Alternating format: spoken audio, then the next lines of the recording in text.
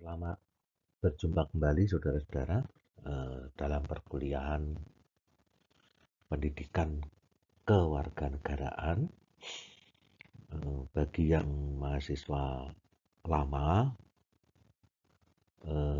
tentu sudah mengenal saya. Sementara untuk yang baru tentu perlu perkenalan terlebih dahulu ya.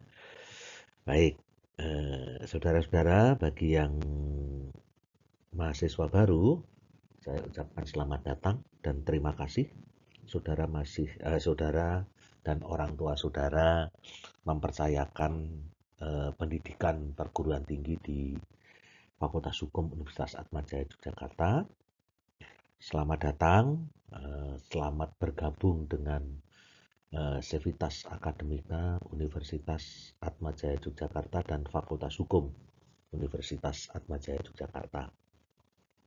Sayang saudara-saudara tidak bisa kuliah di gedung Fakultas Hukum Universitas Atmajaya Yogyakarta, dan mudah-mudahan saudara yang sudah datang ke Jogja sudah melihat gedungnya, dan mudah-mudahan juga sudah ya sekedar nengok melihat dalamnya gitu ya, supaya besok ketika pandemi ini sudah mulai mereda, saudara-saudara tidak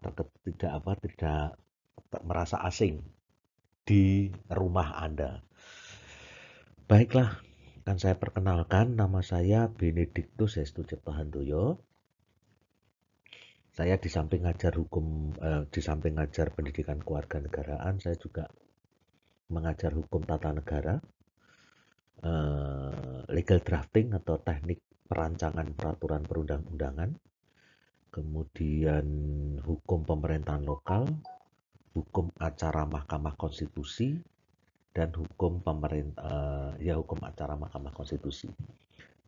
Nah, sekarang saya juga mengajar pendidikan kewarganegaraan. Ini adalah mata kuliah yang sudah sekitar 15 tahun saya tinggalkan.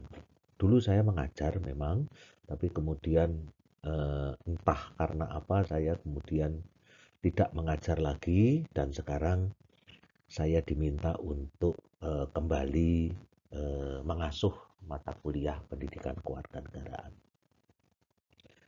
Saya S1-nya alumni Fakultas Hukum Universitas Atmajaya Yogyakarta tahun 81. Lulus tahun 87 gitu ya. Dan setelah lulus agak lama ya memang. Karena memang pada waktu itu kuliah di Fakultas Hukum Atmajaya itu, apalagi swasta, saudara-saudara, itu memang relatif lama. Apalagi pada waktu itu kita masih statusnya belum disamakan. Dulu kan statusnya terdaftar, diakui, kemudian disamakan. Sekarang kan tidak pakai status tapi pakai akreditasi gitu ya. Atmajaya Fakultas Hukum akreditasinya sudah A, institusinya Universitas Atmajaya juga sudah A. Jadi sudah clear, sudah aman lah untuk masa depan saudara. Kalau dulu sebelum disamakan, saya harus menempuh ujian negara. Jadi setelah lulus ujian sarjana lokal, kemudian menunggu teman-teman yang lain, kemudian kita ujian bersama-sama, ujian sarjana negara. Kemudian saya mulai ngajar di Fakultas Hukum Atmajaya itu sebetulnya tahun 87 itu, kemudian tapi diangkat tahun 88 saya. Tahun 1988 saya mulai ngajar, dan kemudian tahun 1991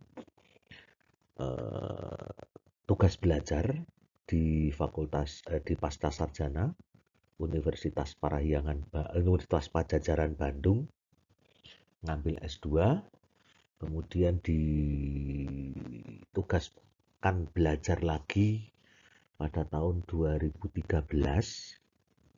untuk mengambil S3 di Universitas Katolik Parahyangan Bandung,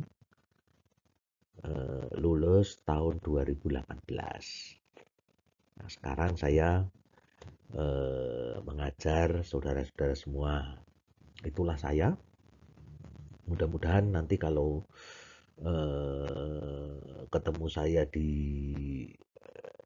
jalan atau di pusat perbelanjaan atau di tempat kuliner gitu ya, karena saya memang senang kulineran gitu. Silahkan menegur saya, silahkan menyapa saya gitu ya.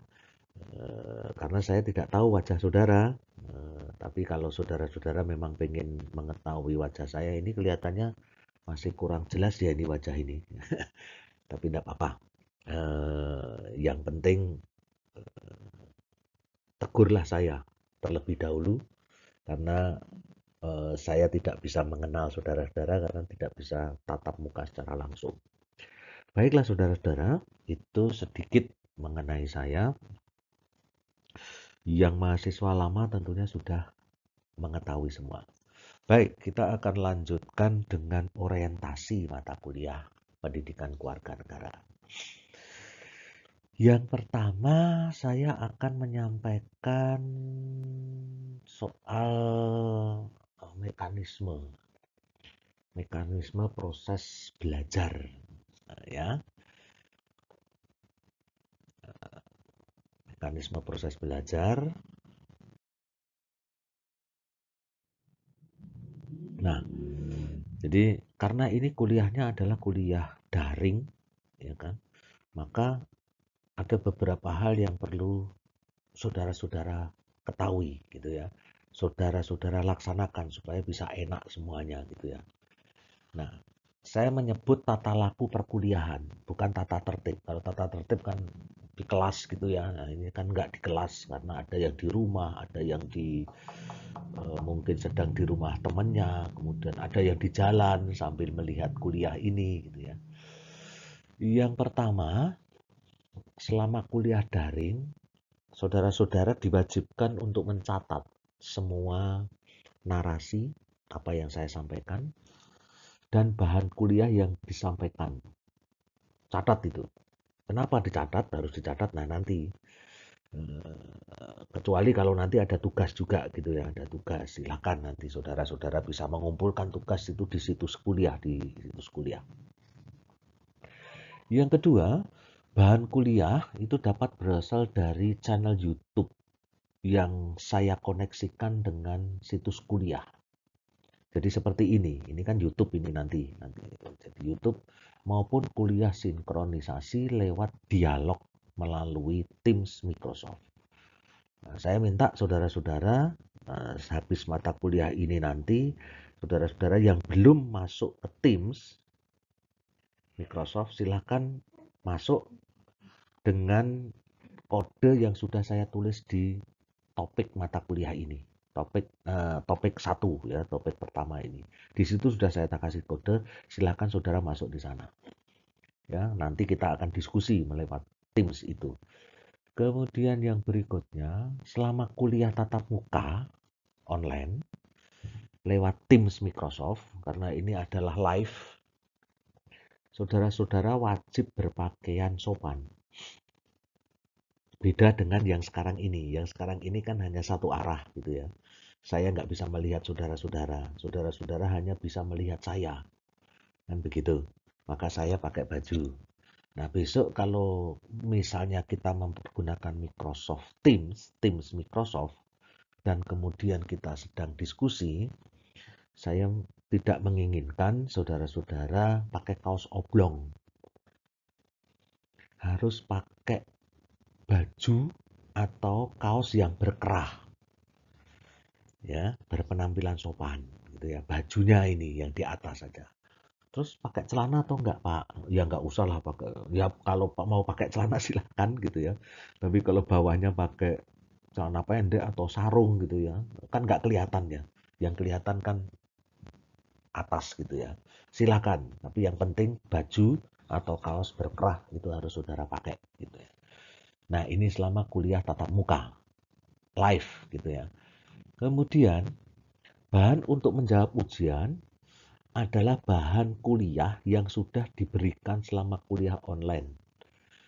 Nah, dan saudara-saudara dilarang keras copy paste dari situs lain. Nah, oleh sebab itu, semua kuliah daring, mahasiswa wajib mencatat semua bahan yang disampaikan dalam kuliah daring. Ya, tadi makanya saya mengatakan bahwa selama kuliah daring, mahasiswa wajib mencatat. Maksudnya apa? Maksudnya ketika ujian, bahan ujiannya itu ya berasal dari catatan, berasal dari YouTube ini, atau berasal dari Teams Microsoft. Itu, ya kan? Karena apa? Karena ujian daring online itu pasti ujiannya sifatnya terbuka, open, ya kan? Nggak mungkin ujian tertutup. Gimana cara mengawasi ujian tertutup lewat internet? Kecuali kalau mempergunakan model Zoom, ya kan? Satu pakai situs kuliah, jawab di komputer, satunya Zoom ditaruh di belakang sini ini untuk melihat, ya kan? Perilaku saudara-saudara ketika ujian gitu ya. Kecuali seperti itu gitu ya. Tapi kan sulit, harus menggunakan laptop, satunya lagi menggunakan kamera HP untuk yang disumkan melihat apakah membuka bahan lain atau membuka situs lain. Nah, oleh sebab itu cara yang saya pergunakan adalah dilarang keras copy paste. Mengapa? Karena saudara-saudara terbiasa copy paste dalam ujian, Anda ini sejak awal sudah berlatih menjadi plagiator. Nah, sebagai seorang sarjana hukum, plagiat itu adalah tindakan yang sangat tidak memiliki moral akademik. Ketahuan plagiat, itu kalau skripsi ketahuan plagiat, itu bisa dicoret, derajat kesarjanaan bisa dicabut kembali. Ya kan?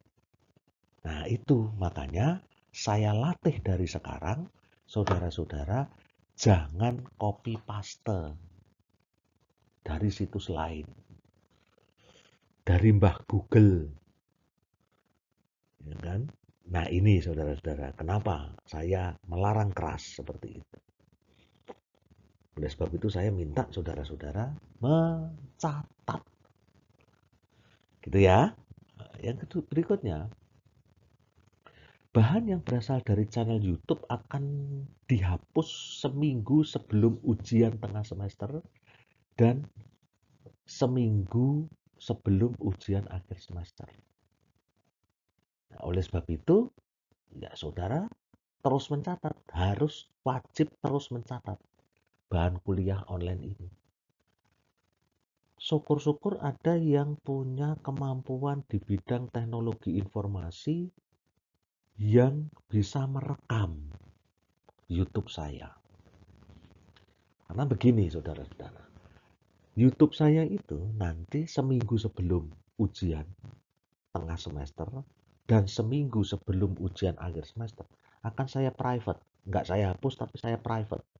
Sehingga tidak bisa dinikmati publik. Tapi ada juga mahasiswa yang pinter, bisa ngerekam selama kuliah ini. Ya kan? Jadi seminggu sebelum ujian, ini kan terbuka terus. Anda bisa itu setiap waktu membuka YouTube saya. Ya silahkan saudara-saudara, nanti bahan kuliah yang ada di YouTube itu Anda buka terus gitu ya. Silahkan, nggak menjadi masalah. Nggak perlu subscribe, nggak perlu like gitu ya. Karena saya tidak membutuhkan itu, tidak ingin menjadi YouTuber yang berpenghasilan jutaan atau miliaran gitu ya.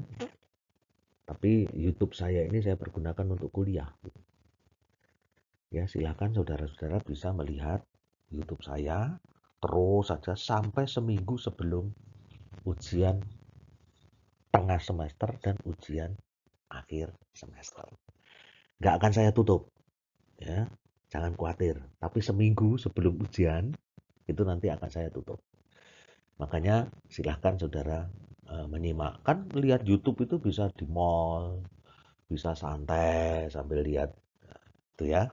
Gampang kok lihat YouTube saya, channel saya, nanti tulis saja Benedictus Hestu Cipto Handoyo gitu ya. Itu nanti akan muncul eh, YouTube saya, channel YouTube saya. Selanjutnya, selama kuliah, nah saudara-saudara wajib masuk dalam grup WA yang telah dibuat untuk dipergunakan sebagai sarana komunikasi dan informasi terkait dengan perkuliahan dan atau ujian.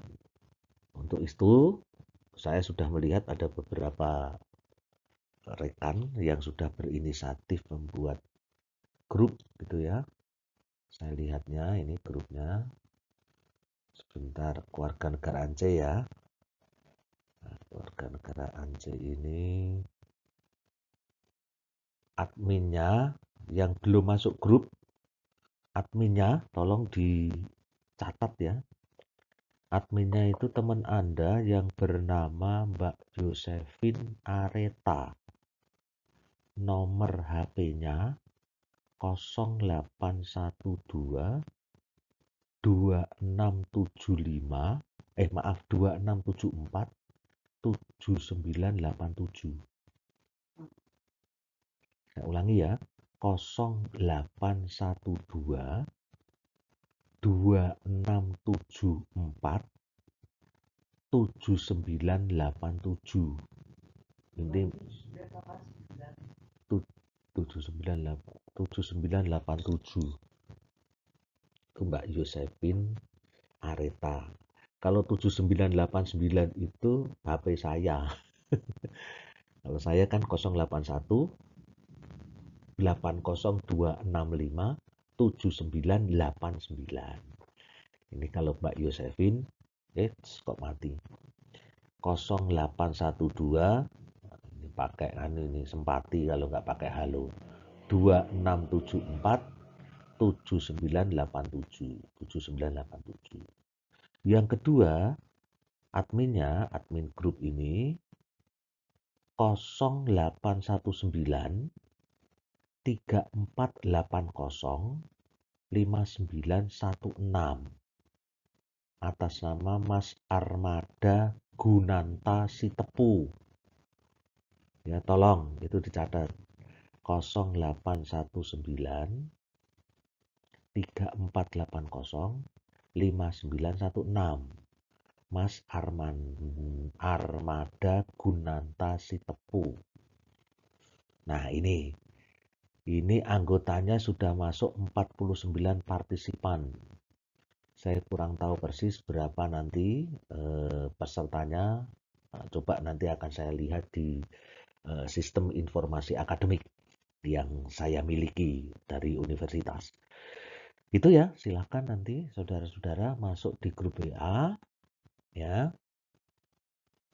Jadi jangan minta saya invite, saya bukan anggota, saya bukan admin. Saya hanya anggota. Memang saya minta supaya saya sebagai anggota aja, jangan admin gitu ya. Nah, itu kemarin ada mahasiswa yang WA saya, Pak, saya di-invite, Pak.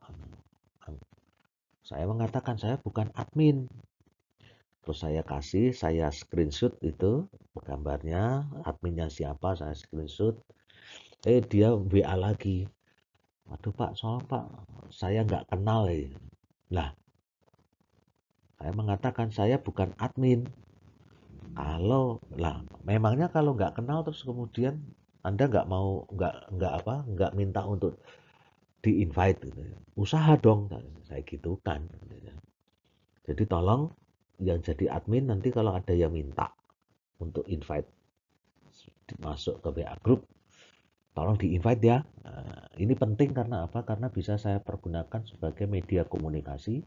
Kalau ada apa-apa, ada pengumuman gitu ya, ada pergantian kuliah pakai metode, misalnya pakai sarana Teams gitu ya, nanti akan saya sampaikan lewat WA grup. Jadi intinya begini saudara-saudara,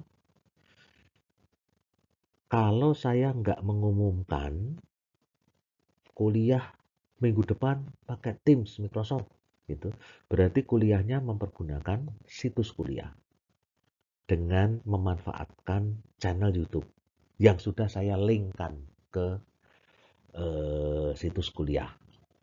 Sehingga saudara-saudara, kalau mempergunakan situs kuliah, maka presensi saudara-saudara itu sudah terkoneksi dengan sistem informasi di universitas.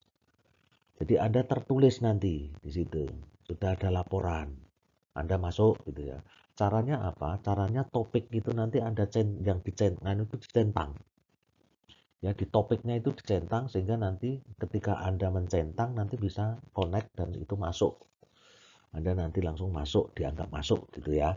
Nah, tapi kalau sudah masuk, jangan tidur kuliah. Ya kan, kalau dengan mempergunakan ini. Karena apa? Karena harus mencatat. Kalau tidak punya catatan, nanti Anda tidak bisa menjawab ujian tengah semester maupun akhir semester. Selanjutnya, nah presensi, itu ujian akhir, minimal kehadiran kuliah online 75%. Nah, dosen akan selalu melakukan pemantauan dan verifikasi presensi melalui sistem informasi perkuliahan yang sudah ada. Presensi yang sekarang agak ketat, saudara-saudara. Karena apa? Karena sistemnya sudah dibenahi. Sistem informasinya sudah dibenahi oleh kantor sistem informasi Universitas Atmajaya Yogyakarta. Jadi ketika saudara-saudara libur, itu sistem kuliah online ini dilakukan pembenahan besar-besaran. Dosen diminta untuk ikut kursus kuliah online. Saya ikut dua kali, ya. Saya ikut 2 kali di kampus, tapi dengan protokol kesehatan yang sangat ketat, gitu ya. Nah, jadi beda dengan yang semester kemarin. Yang semester kemarin itu kan karena darurat, kaget semua, kemudian mempergunakan perkuliahan secara darurat online-nya, maka pada waktu itu mahasiswa dianggap masuk semua. Begitu saudara-saudara. Ini dianggap masuk semua. Sekarang nggak bisa. Ya, sekarang sangat-sangat ketat. Ya kan? Karena online ini. Gitu ya. Baik. Nah, jika ada kesulitan terkait koneksi internet, silakan saudara menghubungi saya, dosen melalui WA grup. Ya, silakan itu. Nanti yang paling riskan biasanya adalah ketika ujian tengah semester atau ujian akhir semester. Ya, oleh sebab itulah mohon koneksi usahakan stabil. Ya, koneksi stabil. Dan yang kedua, nah ini saya nggak tahu persis ini, kuota harus mencukupi. Nah ini repotnya kuliah online itu kayak gini ini, kuota harus mencukupi. Nah kalau ada persoalan nanti dengan kuliah online ini, ya teman-teman, saudara-saudara bisa menghubungi saya lewat WA Group. Nah nanti akan saya laporkan pada tim atau satgas perkuliahan online. Di Atmajaya di Fakultas Hukum juga ada satgasnya yang mengelola ini, gitu ya. Baik. Selanjutnya,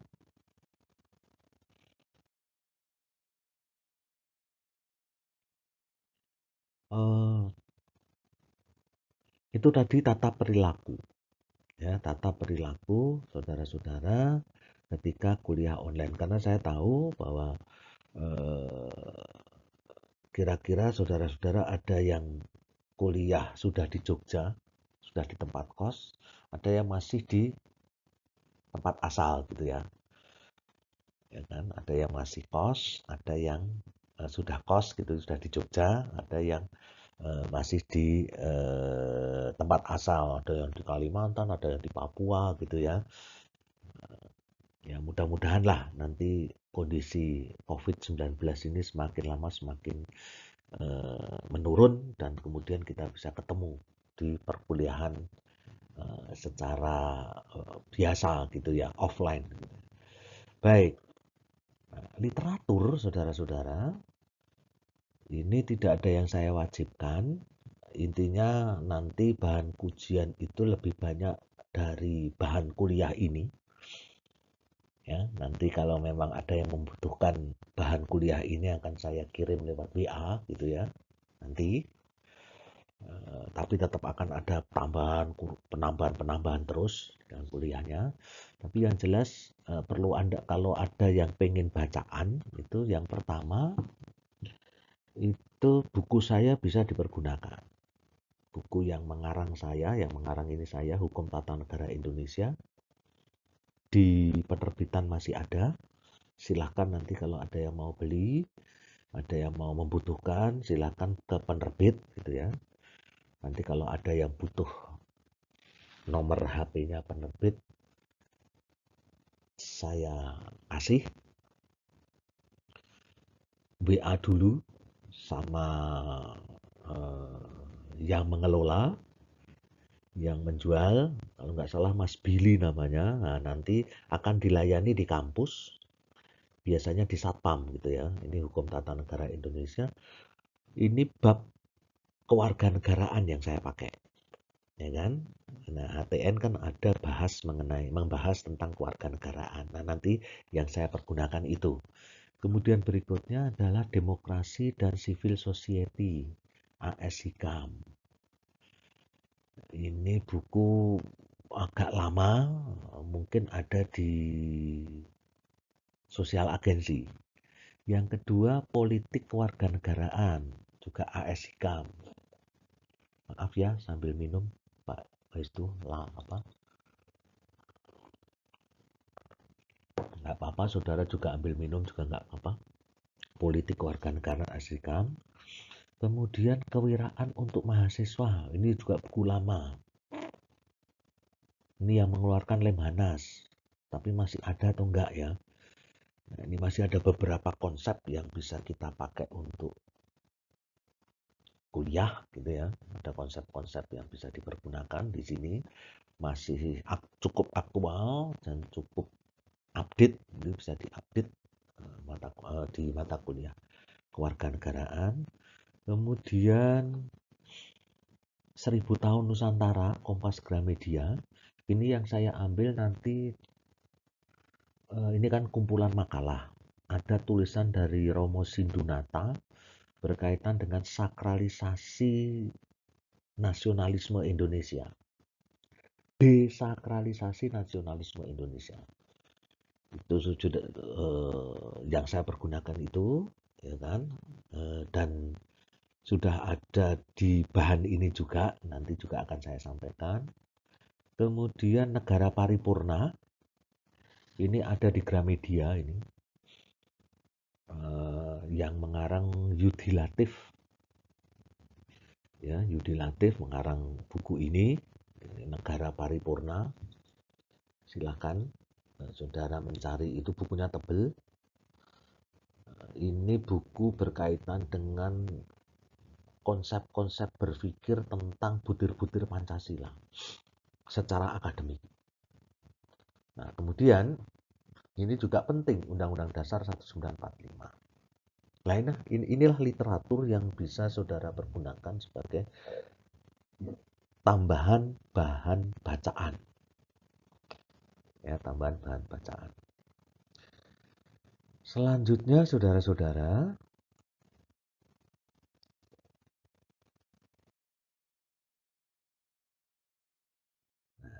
ini kita akan coba melihat bagaimana sih sebetulnya asal muasal pendidikan kewarganegaraan di perguruan tinggi. Itu begini, saudara-saudara, prosesnya. Yang pertama, itu sebelumnya bernama kewiraan. Pendidikan kewiraan dari kata wira, patriot. Ini membangun jiwa patriotisme. Ini pendidikan kewiraan dulu. itu diambil enggak semester 1 kok itu Pak. Udah semester berapa itu. Waktu itu saya mengambil menjelang sarjana muda, ya kan. Jadi kalau saudara-saudara zaman saya dulu kan ada sarjana muda hukum gitu ya, SMHK namanya. Jadi ijazah saya itu ada ijazah sarjana muda hukum, sarjana lokal, dan sarjana negara. Ada 3 saya itu ijazah di Fakultas Hukum Atmajaya. Nah, kemudian sifat mata kuliahnya itu sama dengan P4, ya kan? Jadi kayak semacam indoktrinasi. Bedanya jika P4 itu adalah indoktrinasi tentang ideologi. Jadi dulu itu saudara-saudara ada yang namanya pendidikan pengamalan pendidikan pedoman pengamalan pendidikan Pancasila P4.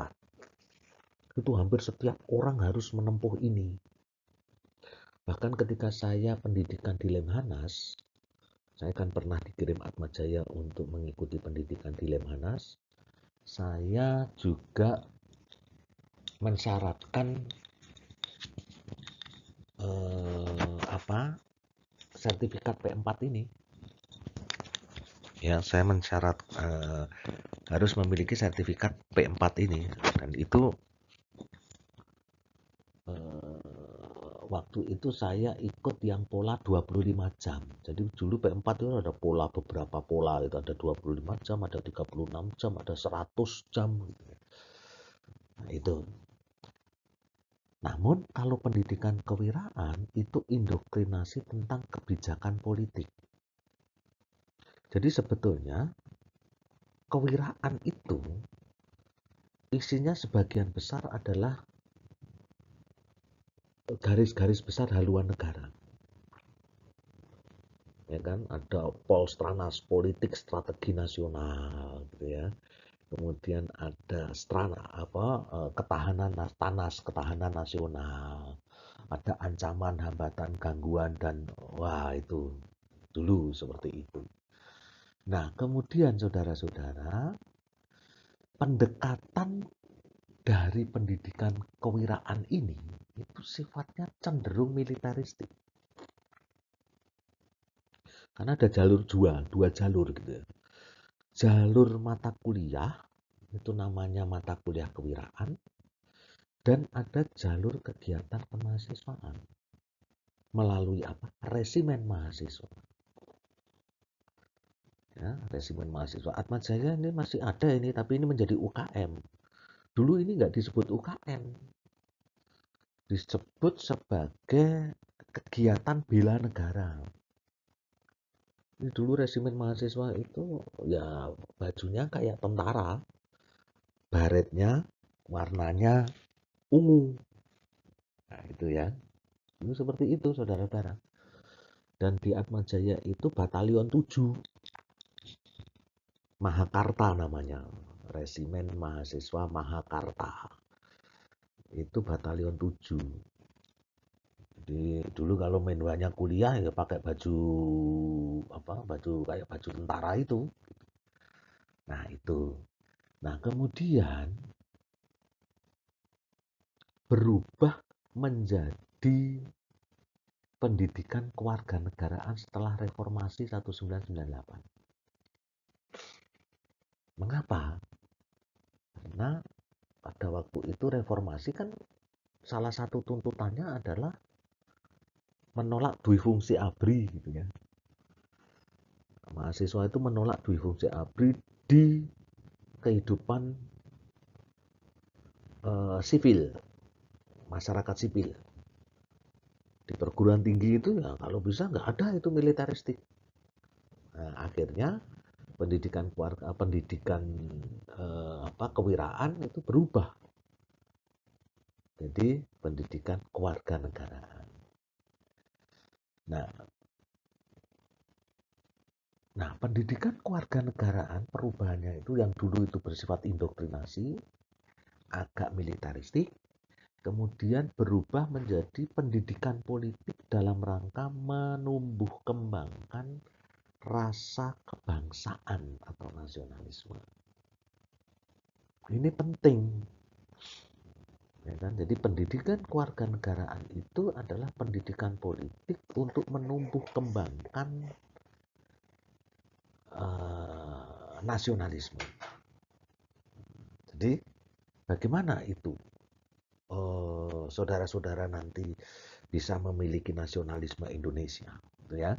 Nah, melalui pendidikan ini, sehingga sini sebetulnya juga merupakan di samping pendidikan yang bersifat akademik, juga merupakan pendidikan nilai ya bagi mahasiswa. Selanjutnya, saudara-saudara,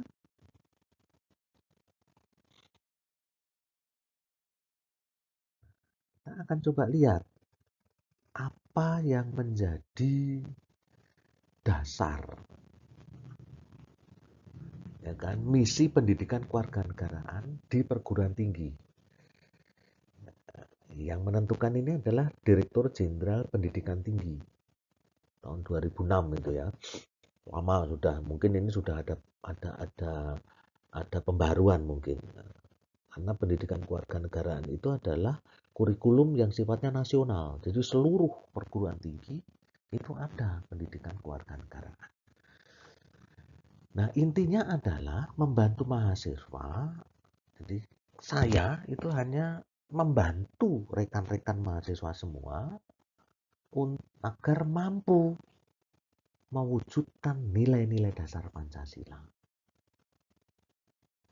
Ya kan? Di tengah gelombang demokratisasi, kebebasan yang memunculkan berbagai macam ideologi aliran, Pancasila itu harus mampu diwujudkan dalam gerak dan langkah dan mampu untuk mencoba apa menyaring ideologi-ideologi yang ada di Indonesia ini yang dapat menimbulkan perpecahan. Karena Pancasila sendiri itu kan sebetulnya kan digagas oleh Soekarno itu untuk menjadi daya ikat bangsa yang sedemikian besar, sedemikian beraneka ragamnya. Jadi Pancasila itu tidak lain adalah rumah kita bersama. Nah, kemudian yang kedua, menumbuhkan rasa kebangsaan dan cinta tanah air. Kita hanya membawa saudara-saudara, membantu bagaimana sih kita mencintai tanah air. Nah, saudara-saudara adalah generasi milenial, generasi yang lebih banyak dipengaruhi oleh kecerdasan-kecerdasan digital, kecerdasan-kecerdasan buatan. Arus informasinya luar biasa, beda dengan zaman dulu. Sekarang ini saudara-saudara bisa, waduh, banyak sekali informasi yang bisa Anda tangkap melalui media sosial. Dan informasi itu belum tentu bernilai positif. Maka harus ada arahan untuk bagaimana dengan adanya informasi tersebut Anda tetap punya rasa bangga dan cinta terhadap tanah air. Karena bagaimanapun juga negeri ini telah berada di tangan saudara-saudara. Saya kira-kira 8 tahun lagi sudah pensiun. Umur saya sudah 58 tahun. 65 tahun saya harus sudah selesai menjadi dosen karena pensiun. 8 tahun lagi saudara-saudara lulus sarjana, paling tidak lulus S2 dan kemudian bekerja. Nah, negeri ini ada di tangan saudara-saudara. Kalau sampai tidak banyak yang tidak mencintai negeri ini, saya nggak tahu apa yang terjadi dengan negara kesatuan Republik Indonesia. Maka ini harus terus ditumbuhkan terus, ya kan? Berikutnya menerapkan dan mengembangkan ilmu pengetahuan dan teknologi secara bertanggung jawab dan bermoral. Artinya apa? Artinya ilmu pengetahuan dan teknologi ini terus dikembangkan, tetapi tetap dalam jalur nilai-nilai yang dimiliki oleh bangsa Indonesia. Apa itu? Ya Pancasila. Pancasila yang harus dipergunakan sebagai basis moral untuk mengembangkan ilmu pengetahuan dan teknologi. Selanjutnya.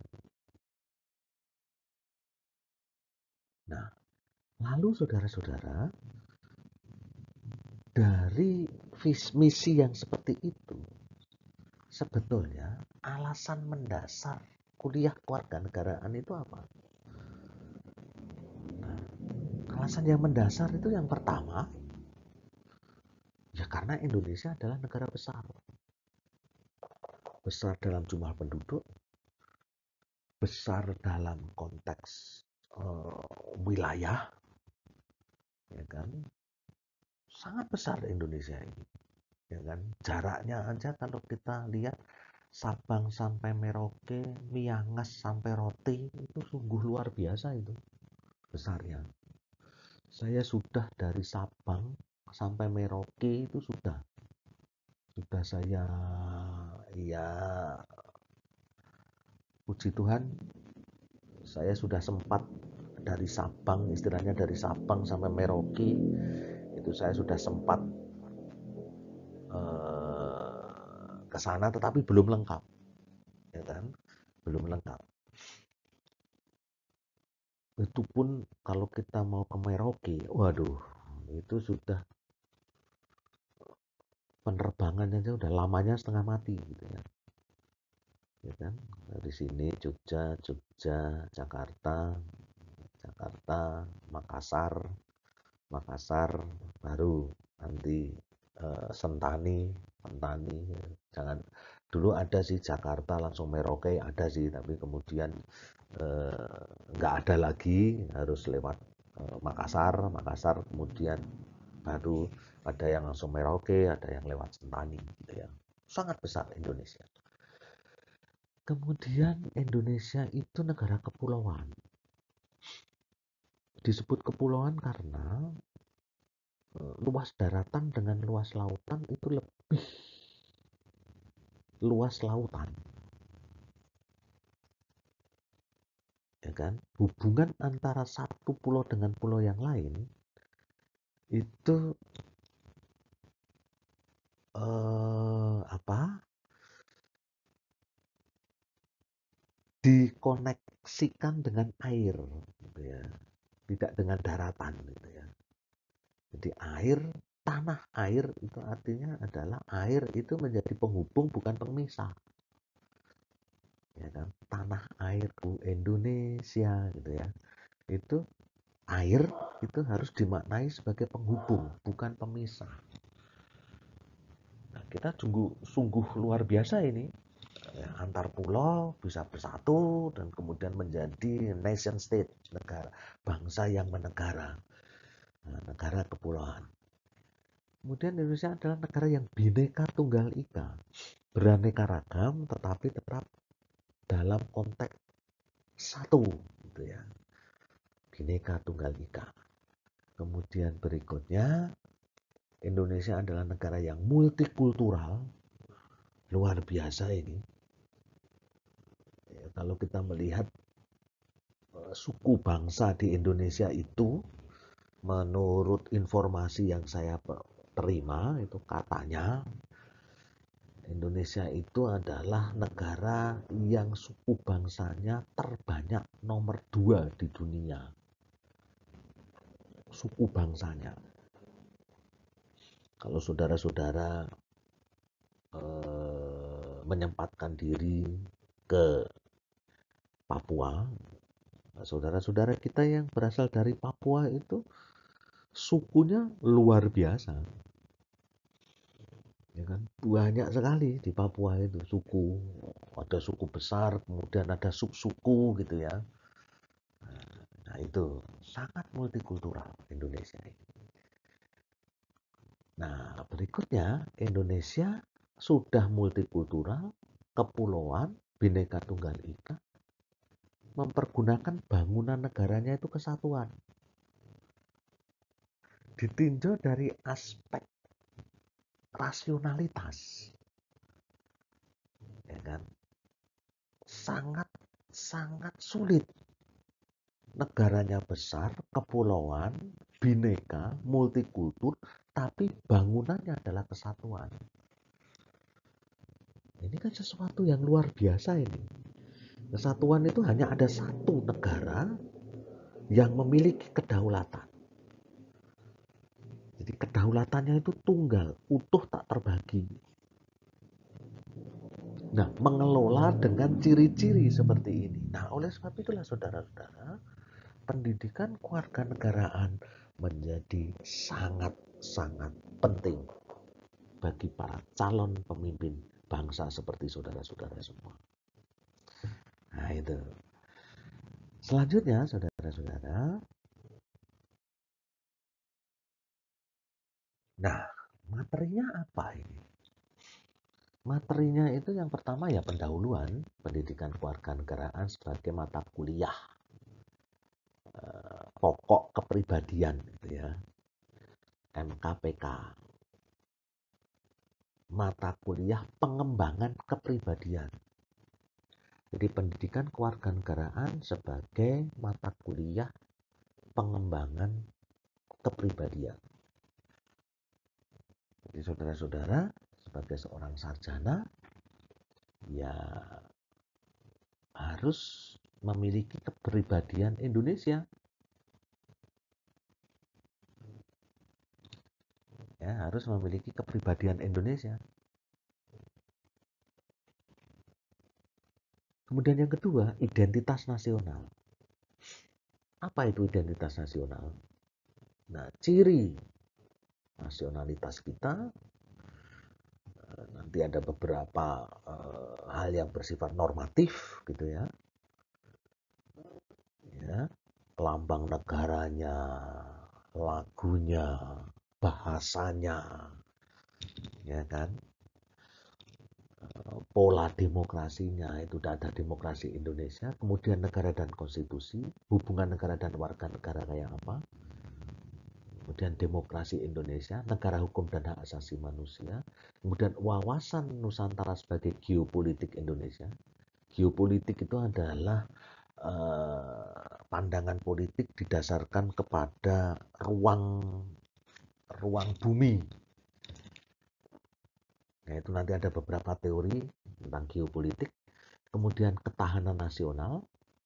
Maaf itu ketutup kamera saya. Kemudian integrasi nasional. Jadi ada 1, 2, 3, 4, 5, 6, 7, 8, 9. 9 materi pendidikan kewarganegaraan. Dan kalau kita melihat materi-materi ini nampak ya kan, nampak seperti bersinggungan dengan hukum tata negara dan konstitusi. Nanti saya juga akan menyampaikan sedikit tentang apa sih itu negara, bagaimana menata negara, kemudian konstitusinya kayak apa, gitu ya. Kemudian bagaimana kasih hubungan negara dan warga negara. Ada beberapa teori nanti.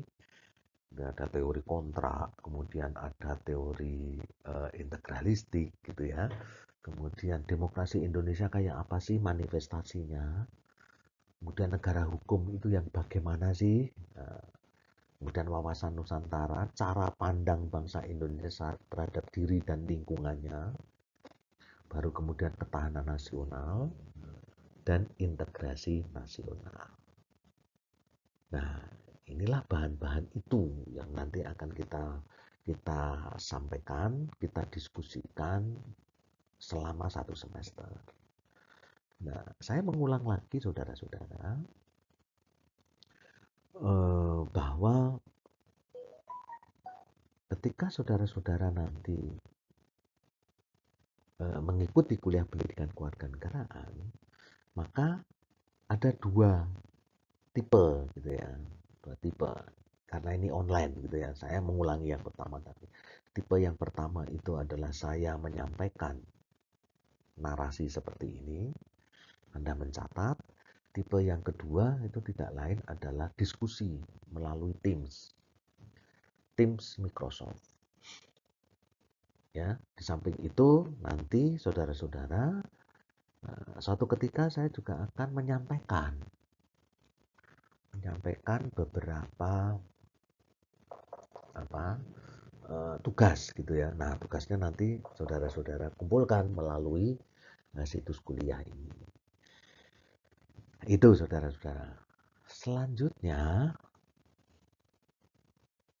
nah inilah saudara-saudara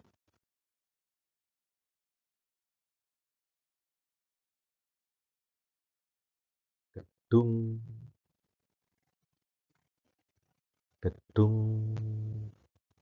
Fakultas Hukum Universitas Atmajaya Yogyakarta kalau dilihat dari dalam. Bagi yang lama sudah akrab sekali, bagi yang baru, mahasiswa baru, inilah kampus saudara-saudara semua. Di dalam situ ada taman, ya kan? Di taman ada gazebo. Nah, di gazebo itulah saudara-saudara biasanya pada japok kerja kelompok. Sebelum pandemi itu biasanya sampai malam. Kakak-kakak Anda itu biasanya mengerjakan kelompok, diskusi atau hanya sekedar main di kampus itu biasanya sampai jam 10 gitu ya.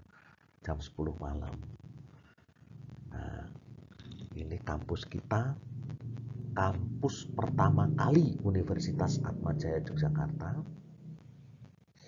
yang didirikan pada waktu itu kalau nggak salah tanggal 27 September 1965. Atmajaya itu kan berdiri tahun tanggal 27 September tahun 1965. Sebentar lagi kita melakukan dies natalis. Sayang ya saudara-saudara yang baru belum bisa masuk di sini, ya kan? Tapi mudah-mudahan mari kita berdoa bersama-sama pandemi ini bisa mulai mereda. Saudara-saudara kemudian bisa masuk ke kampus ini, bercengkrama dengan dosen, bercengkrama dengan teman-teman Anda, main di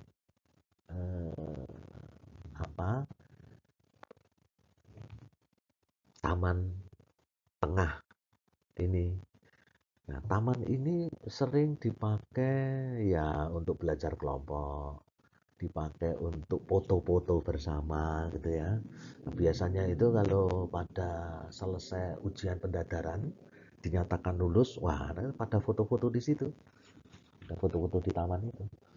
Nah, sekarang di taman ini ada booth foto lagi baru. Jadi di tengah taman itu ada tulisan Fakultas Hukum. Nah, kapan-kapan nanti akan saya akan foto di situ, nanti akan saya upload di WhatsApp group atau upload di Facebook, ya kan? Atau Instagram atau di